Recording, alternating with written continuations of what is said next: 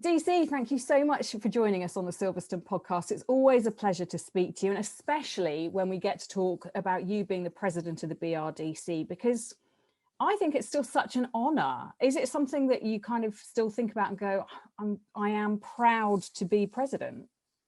100%. I was actually talking about it yesterday, and I still have to pinch myself, actually, when I consider the role that the BRDC has played in British motorsport, when I consider the memories of the first time I went to the Silverstone circuit, which was owned and managed by the BRDC, through to being offered the position and immediately saying to the chairman, John Grant, are you really sure I have the skills and qualifications to hold that lofty title? But thoroughly enjoyed the experience to see the management team at work.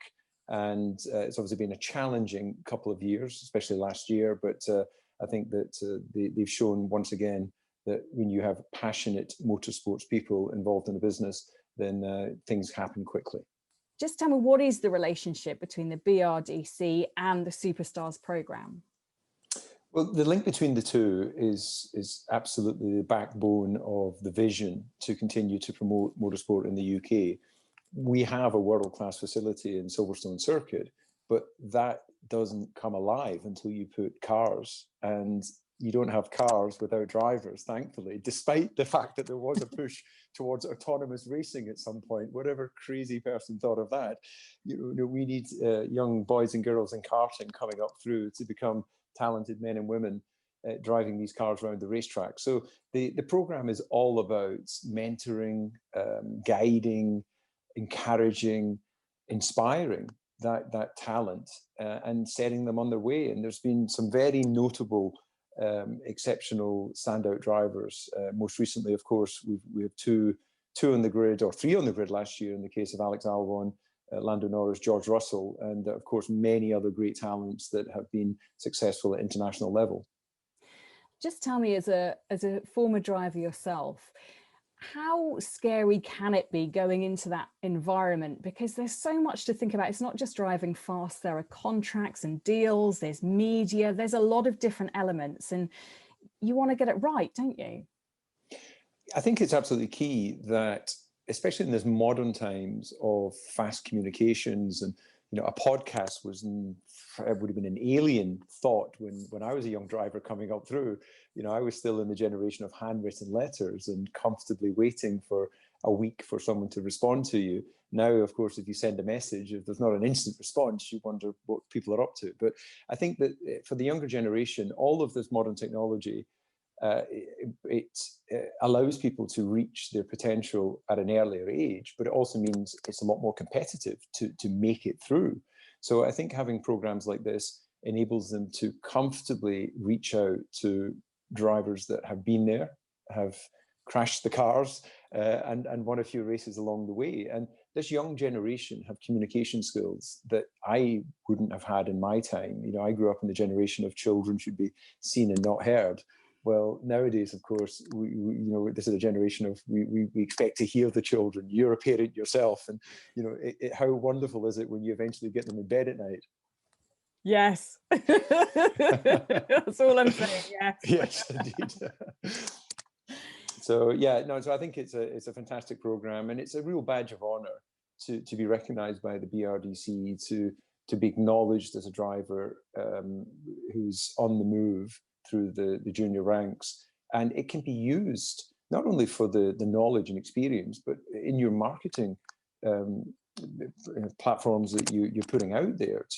You're trying to make yourself a differentiator from other, let's say, drivers that you're competing against. It's a real opportunity to say, I'm being recognized with the owners of the Silverstone Grand Prix racetrack. The BRDC has a rich history of success and influence, and they're part of it. As you say, it is quite unique to Silverstone and to the BRDC to have this scheme. I don't know of many others where former drivers embrace so richly the new talent coming through. What are the words of wisdom that you give to some of those superstars coming through? Well, all of the usual sort of nuggets of you've got 2 ears and one mouth, so employ them in the right capacity.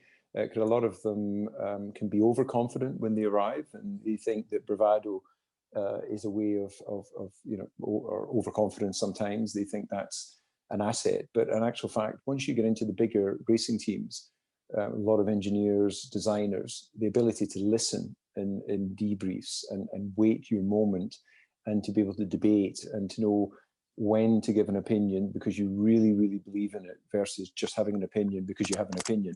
Any of us can have an opinion.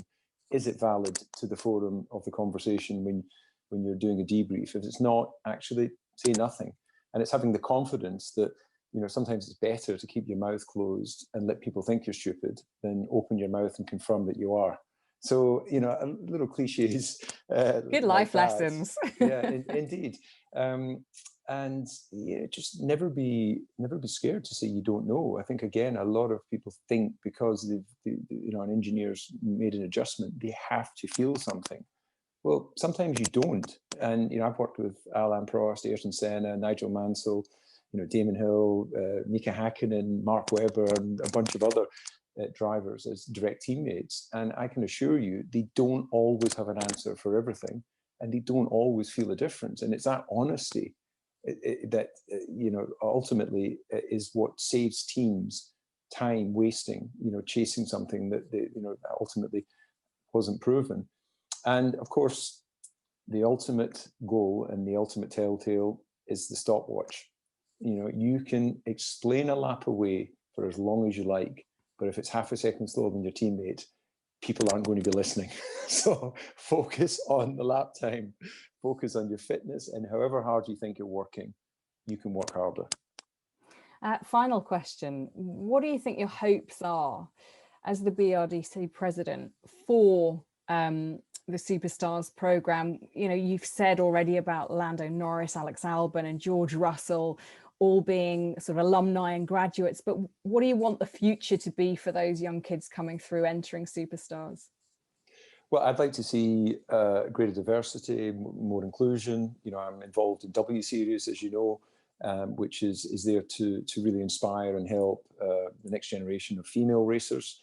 And I think that everything in good time. You can't create success overnight. It takes years of planning and building. But I truly believe that when we look back in the coming years and decades, it will be a very rich and colourful lineup of young drivers that will be equally as happy and equally enjoy the input of the BRDC and their future success. David Coulthard, thank you so much for joining us. It's always a pleasure to speak to you. Stay safe, won't you? And here's to the new season starting soon. Looking forward to it. Thank you. Subscribe to the Silverstone Podcast now.